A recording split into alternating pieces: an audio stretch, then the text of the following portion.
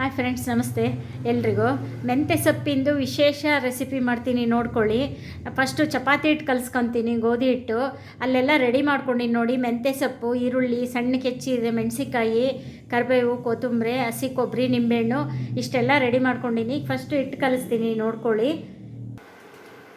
ನೋಡಿ, ಚಪಾತಿ ಹಿಟ್ಟು ಕಲಸಿ ಆಗಿದೆ. ಮಾಮೂಲಿ ಚಪಾತಿ ಮಾಡ್ತೀವಲ್ಲ ಅದೇ ಥರ ಚಪಾತಿ ಹಿಟ್ಟು ಕಲಸಿ ಎಣ್ಣೆ ಹಚ್ಚಿ ಇವಾಗ ಹಿಂದಕ್ಕೆ ಇದು ಮುಚ್ಚಿಡ್ತೀವಿ.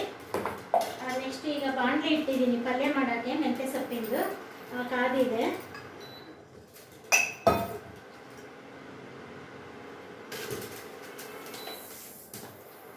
ಇವಾಗ ಸ್ವಲ್ಪ ಎಣ್ಣೆ ಹಾಕ್ತೀನಿ ನೋಡಿ. ಈರುಳ್ಳಿ, ಮೆಣಸಿನಕಾಯಿ ಬೇಯುವಷ್ಟು ಒಗ್ಗರಣೆ ಸ್ವಲ್ಪ ಸಾಕ್ರಿ. ಎಣ್ಣೆ ಇಷ್ಟಾದರೆ ಸಾಕು.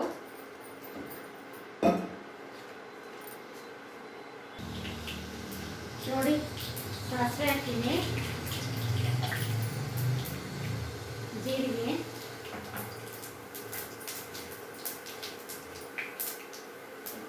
ಪಟ ಅಂತ ಇದೆ ನೋಡಿ. ಈಗ ಸಿಡಿತಾ ಇದೆ. ಈಗ ಹಸಿಮೆಣಸಿನ್ಕಾಯಿ, ಕರಿಬೇವು ಎರಡು ಹಾಕ್ತೀನಿ, ನೋಡ್ಕೊಳ್ಳಿ. ಮೆಣಸಿನಕಾಯಿ, ಕರಿಬೇವು, ಆಮೇಲೆ ಈರುಳ್ಳಿ,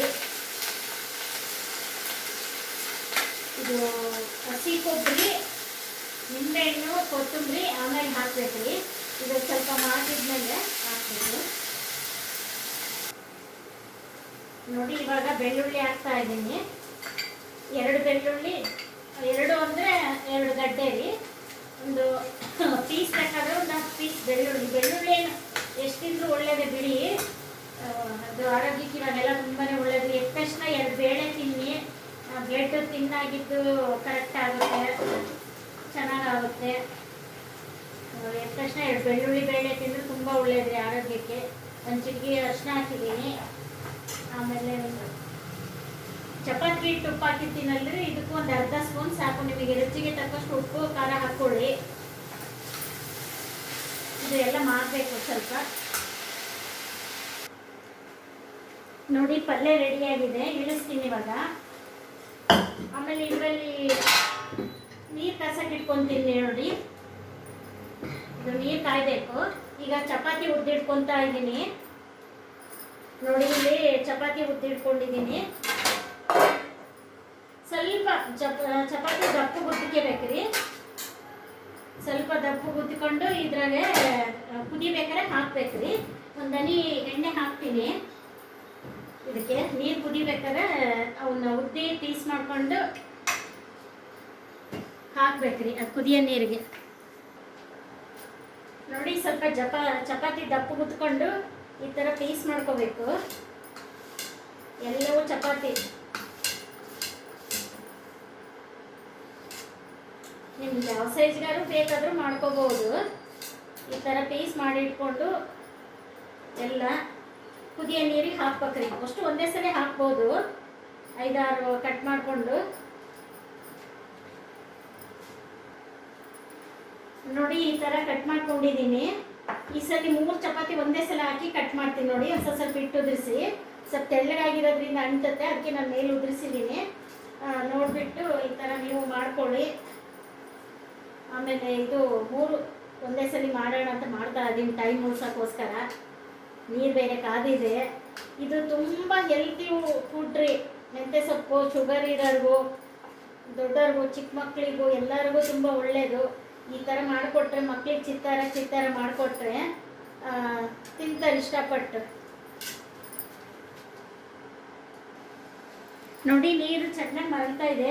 ಈಗ ಫಸ್ಟ್ ಇದೇ ಹಾಕ್ಬಿಡ್ತೀನಿ. 3 ಚಪಾತಿ ಸೇರಿಸಿ ಹಾಕಿದ್ನಲ್ಲ, ಇದೇ ಹಾಕ್ಬಿಡ್ತೀನಿ ಎಲ್ಲ.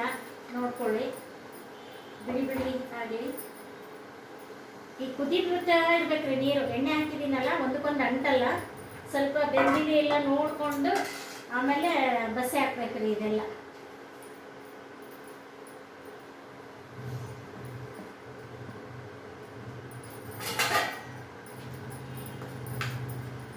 ಒಂದೆರಡು ನಿಮಿಷ ಕುದಿಸ್ಬೇಕ್ರಿ.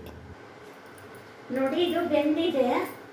ನೀವು ಟೇಸ್ಟ್ ಮಾಡಿ ನೋಡಿ, ಬೆಂದಿದ್ದಿಲ್ಲ ಅಂದರೆ. ನಾನು ಟೇಸ್ಟ್ ಮಾಡಿ ನೋಡಿದೆ, ಬೆಂದಿದೆ. ಇವಾಗ ಇದು ಬಸೆ ಹಾಕ್ತೀನಿ ರೀ. ಇಲ್ಲಿ ಇದು ಇಟ್ಕೊಂಡಿದ್ದೀನಿ ಸ್ಟೀಲ್ದು. ಇದು ಇವಾಗ ಬಸೆ ಹಾಕ್ತೀನಿ ನೋಡ್ಕೊಳ್ಳಿ.